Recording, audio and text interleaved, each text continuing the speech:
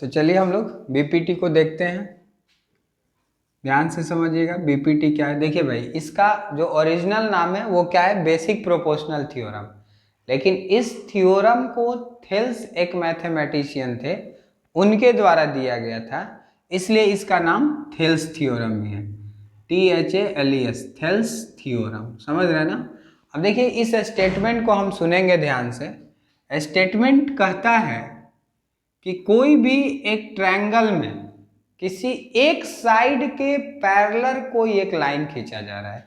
अब देखिए बाबू, अगर हम कहें कि ABC हमारा एक ट्रायंगल है, तो यहाँ पर एक पैरेलल लाइन खींच दिए।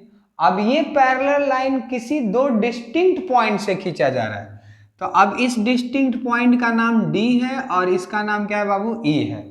मतलब कहने का हुआ कि इस ABC ट्रायंगल में AB पर जो डिस्टिंक्ट पॉइंट D है और AC पर जो पॉइंट E है, इससे एक पैरेलल लाइन खींचा जा रहा है जो कि BC के है। समझ रहे हैं। तो आपको प्रूफ करना है कि इसका जो रेशियो होगा, इस साइड का जो रेशियो होगा, वह आपस में क्या हो जाएगा, इक्वल हो जाएगा। तो अगर हम बात करें तो यहाँ पर गिवन आपको जो दिया है वो क्या दिया है कि ABC इज ए ट्रायंगल। ठीक है, ABC क्या है बाबू, एक ट्रायंगल है। और उसके बाद हमारे पास क्या गिवन है कि DE पैरेलल टू BC। ठीक है, DE क्या है, BC के पैरेलल है। अब थोड़ा सा और भी आप लिख सकते हैं कि D and E is two point on side AB and AC respectively. समझ रहे ना। अब ये भी आप लिख सकते हैं कि D और E जो पॉइंट है वह AB और AC पर है। समझ रहे ना। तो इस तरह से हमारे पास गिवन हो गया। अब साबित क्या करना है, टू प्रूफ कि इसके जो साइड्स होंगे वह रेशियो, इक्वल रेशियो में होंगे। इसका मतलब क्या बाबू कि जो AD होगा और DB का रेशियो होगा वह AE और EC के रेशियो के क्या होगा, इक्वल होगा। अब देखिए ऐसा क्लियर हमारे पास हो चुका है कि जब इसको रेशियो में साबित करना है तो जो भी हमारे पास इक्वेशन आएगा उसको हम क्या करेंगे, डिवाइड करेंगे। समझ रहे ना। तो अगर हम देखें यहाँ से तो हमारे पास कंस्ट्रक्शन भी होना चाहिए, क्योंकि अगर ट्रायंगल है तो इसमें एल्टीट्यूड भी होना चाहिए। तो हम क्या करें बाबू, E से एक एल्टीट्यूड खींच रहे हैं जिसका नाम N रख लेते हैं, और D से एक एल्टीट्यूड खींचते हैं जिसका नाम M रख लेते हैं। तो हम क्या किए कि ड्रो, ठीक है, draw DM perpendicular on AC। आप पूरे पर परपेंडिकुलर खींच रहे हैं, सिर्फ AE पर नहीं खींच रहे, पूरे AC पर खींच रहे हैं। क्लियर है। अब देखिए बाबू, अगर हम कहें तो यहां से EN परपेंडिकुलर ऑन AB, ये पूरे AB पर परपेंडिकुलर है। ठीक है, गलती यहां पर यही होता है कि कुछ बच्चे AD पर लिख देते हैं। तो AD पर नहीं कहना है, क्योंकि अगर आप AB पर ले रहे हैं तो वह परपेंडिकुलर AD पर भी हो जाएगा और DB पर भी हो जाएगा। लेकिन सिर्फ अगर आप AD पर लिखिएगा तो इसका मतलब वो DB पर तो होगा नहीं, और हमको आगे चल के DB का भी नीड है। समझ रहे हैं ना। तो इस तरह से ये हम लोग किए हैं। अब एक बात और हम यहाँ कंस्ट्रक्शन में कर देंगे कि D को C से ज्वाइन करेंगे और B को E से ज्वाइन करेंगे। ठीक है, तो join DE DC and BE। ठीक है, तो यहाँ तक हम लोग कंस्ट्रक्शन पूरा कर लिए।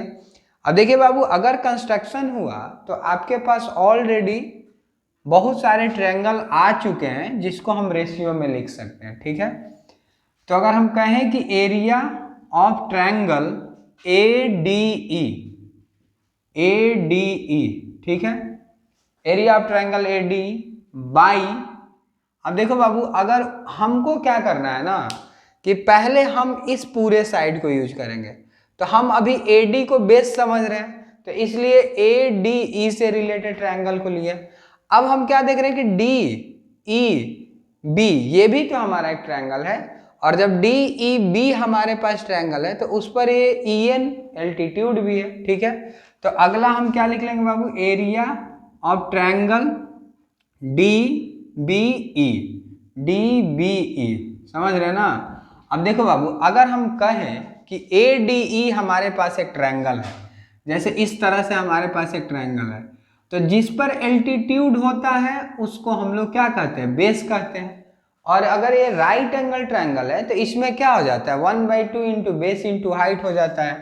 तो अगर हम देखें तो 1/2 इंटू, अब देखो बाबू बेस के जैसा ये काम करेगा, और इसका नाम क्या है, एडी है, तो यहाँ पर एडी लिख लेते हैं इंटू, अब एल्टीट्यूड कौन है बाबू, ईएन है, तो यहाँ पर हम ईएन लिख लेते हैं, और बाई 1/2 इंटू, अगर आप देखें तो इसमें इस बार बेस हमारा डीबी है। एक बात समझिएगा ध्यान से, यहाँ पर अगर हम करें कि डीबी है और ये कुछ ऐसे हमारे पास ट्रायंगल है, समझ रहे हैं ना, इस तरह से, तो आप याद कीजिए कि ये हम जो ईएन लिए हैं, यहाँ पर जो हम ईएन एल्टीट्यूड लिए हैं, ये ना एडी पर सिर्फ नहीं है, ये पूरा एबी पर है, और इस डीबी को हम एबी का ही टुकड़ा कहेंगे ना। तो ये आपको जरूरी नहीं है कि हमेशा वो ट्रायंगल के इनसाइड में हो। आप पैरेललोग्राम अगर याद होगा आपको, तो पैरेललोग्राम में क्या होता था बाबू कि ऐसे अगर पैरेललोग्राम है तो जरूरी नहीं होता था कि हम एल्टीट्यूड हमेशा यहाँ से खींचें, ठीक है। आप याद कीजिए वो एल्टीट्यूड ऐसे भी खींचा जाता था कि यहाँ से हम एल्टीट्यूड खींच सकते हैं, समझ में आता है, ये भी आपको क्या है, एल्टीट्यूड। तो एक फिगर के बाहर भी एल्टीट्यूड हो सकता है, समझ रहे हैं ना।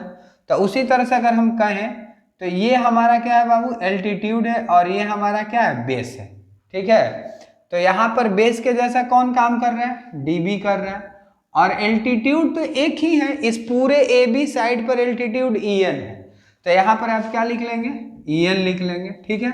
अब देखिए, आप देख रहे हैं ना, ऊपर में भी 1/2 है, नीचे में भी 1/2 है, तो ये 1/2 कट जाएगा, और ईएन कट जाएगा।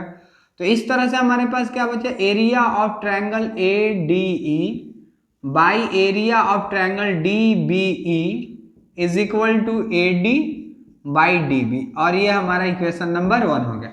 देखिए इसको बहुत बड़ा तरीका से भी बनाया जा सकता है, अकेले आप ए डी ई का एरिया लिखते हैं, फिर डी बी ई का एरिया लिखते हैं, उसको इक्वेशन 1 कहते हैं, इसको इक्वेशन 2 कहते हैं, फिर डिवाइड इक्वेशन 1 एंड 2 करते हैं। उतना टाइम क्यों देंगे, डायरेक्ट हमको पता है कि हम ये पूरे साइड को यूज करेंगे, तो एक बार एडी साइड को यूज कर लेते हैं, एक बार डीबी को कर लेते हैं। एडी पर भी ईएन एल्टीट्यूड है और डीबी पर भी कौन है, ईएन एल्टीट्यूड है, तो डायरेक्ट भी आप इसको लिख सकते हैं, समझ में आता है ना।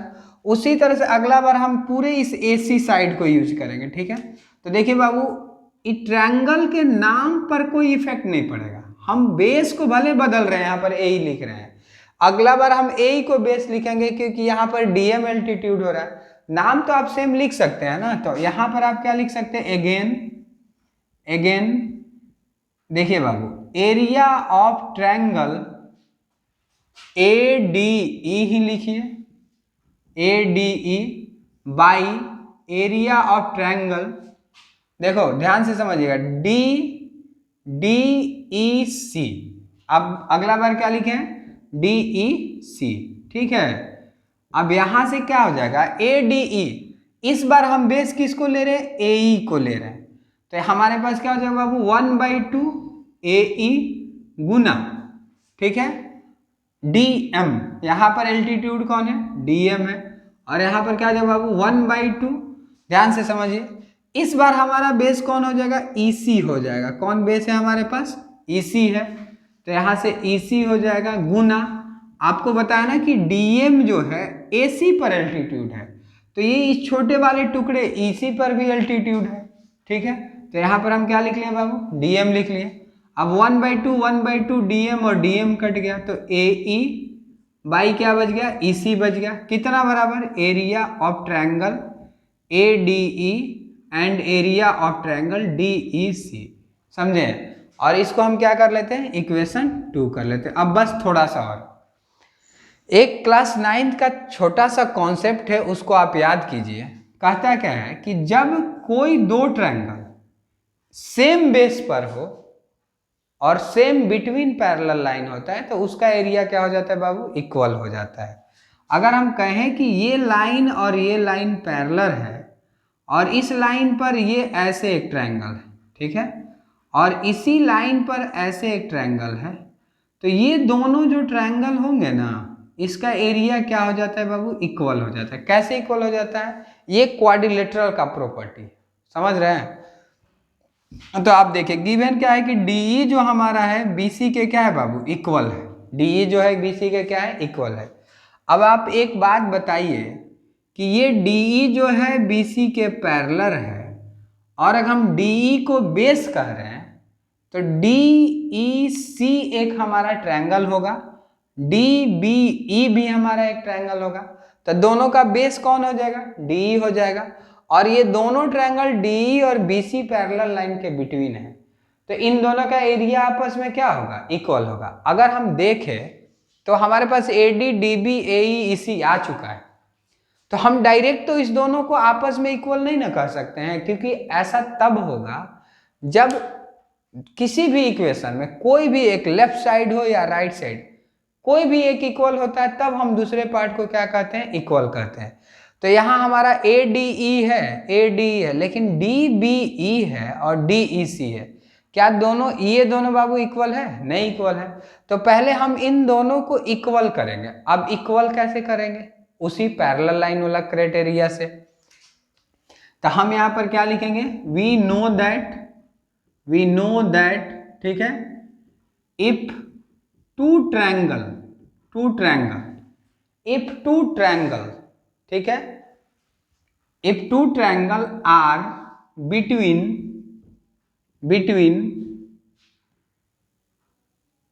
सेम पैरेलल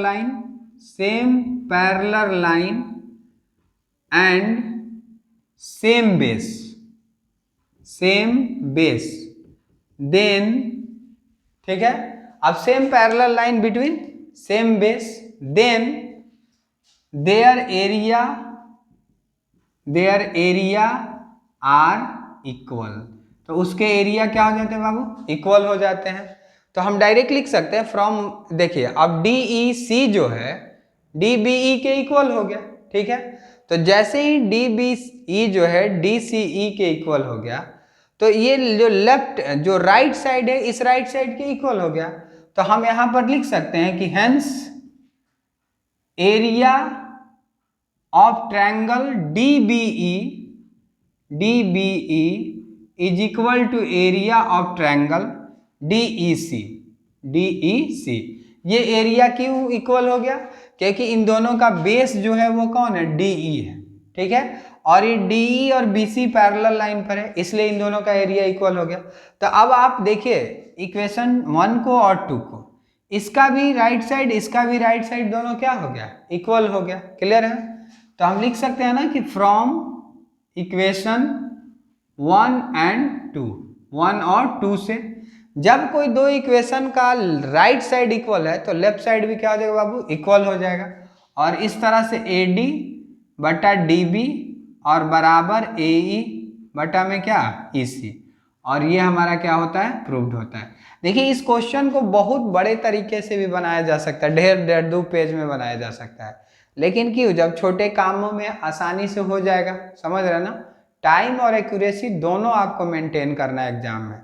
ये नहीं कि आप सही बना रहे हो, आपको टाइम ही मैनेज करने नहीं आ रहा, तब वो भी खराबी है, समझ रहे हैं। तो टाइम के साथ साथ एक्यूरेसी आपको मेंटेन करना है। ओके, तो यहाँ तक हम लोग क्या देखें बाबू, BPT देखें, ठीक है, स्क्रीनशॉट ले लीजिए।